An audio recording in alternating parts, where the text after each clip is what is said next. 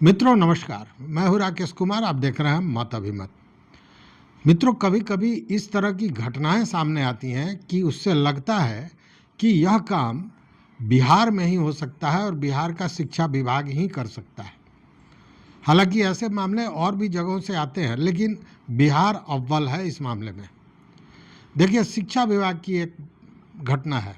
घटना ये कि एक शिक्षक 1 साल से लापता है। उनका आता पता नहीं है कि कहाँ है, लेकिन रेगुलर उनका वेतन उनके खाते में जमा हो रहा है। तो आखिर शिक्षक वो हैं कहाँ? लेकिन इसकी सुध लेने वाला कोई नहीं था। यह मामला है सहरसा का। सहरसा में एक मसीही प्रखंड है और उसी मसीही प्रखंड में एक शिक्षक राम प्रसाद रोशन, जो संविदा आधारित शिक्षक थे और वह मसीही प्रखंड के मध्य विद्यालय डुमरी में कार्यरत थे। शिक्षक 1 साल से गायब थे और उनका वेतन जा रहा था।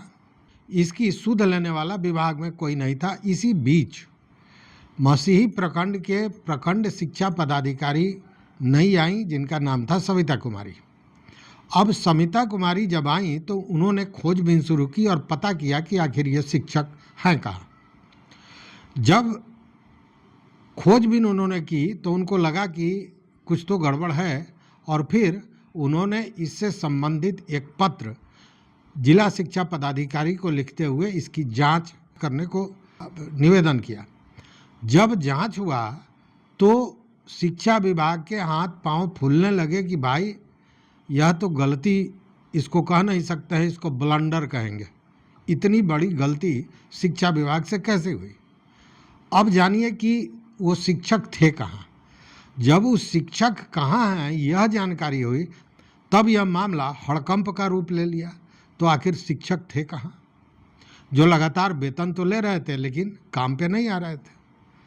तब पता चला कि बाज़ाब्ता 22 दिसंबर 2023 को जो ये शिक्षक थे राम प्रसाद रोशन, इनकी मृत्यु हो गई।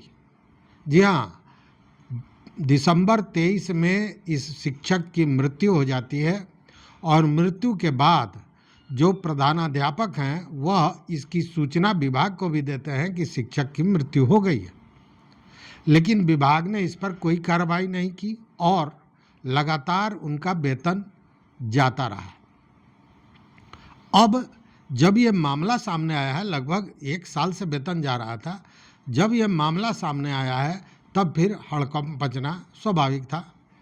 और अब इस बीच में 1 साल के बीच में जो 4 डीओ मसीही प्रखंड में काम कर चुके हैं उन लोगों को नोटिस दिया गया है। अब आगे क्या होगा ये तो विभागीय कार्रवाई की बात है, लेकिन इतना तो सच है कि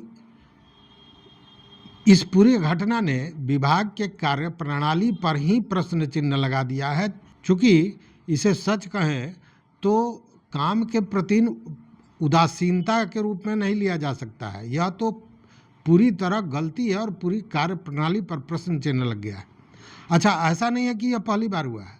इस तरह की घटनाएं और भी होती नहीं है। आपको याद होगा मुजफ्फरपुर में डीओ द्वारा मारपीट की एक घटना हुई थी, जो राकेश कुमार सिंह करके एक प्रधानाध्यापक थे, उनके साथ मारपीट हुई थी। दोनों तरफ से एफआईआर हुआ था और इस मारपीट के विरोध में मुजफ्फरपुर के शिक्षकों ने डंडा और गुलदस्ता रैली निकाला था। मतलब कि वो डंडा भी रख रहे थे और गुलदस्ता भी, कि जो पदाधिकारी अगर सही ढंग से आता है, जांच करने आता है तो उसको गुलदस्ता देंगे, और जो पदाधिकारी डराने आ रहा है या मोचन करने आ रहा है उसका डंडे से उपाय करेंगे। उस मामले में बाज़ाब्ता कई शिक्षकों को निलंबित किया गया।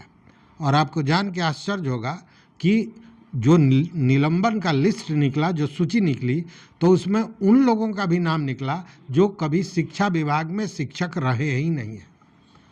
तो इस तरह की कार्रवाइयाँ होती रहती हैं और यह संभव है बिहार शिक्षा विभाग द्वारा ही। तो इस वीडियो में बस इतना ही। देखते रहिए मत अभिमत। मित्रों, चैनल पर नए हो तो सब्सक्राइब कीजिए, लाइक कीजिए, दोस्तों के साथ शेयर कीजिए और अपना विचार जरूर दीजिए। बहुत बहुत धन्यवाद। कोटिशः आभार।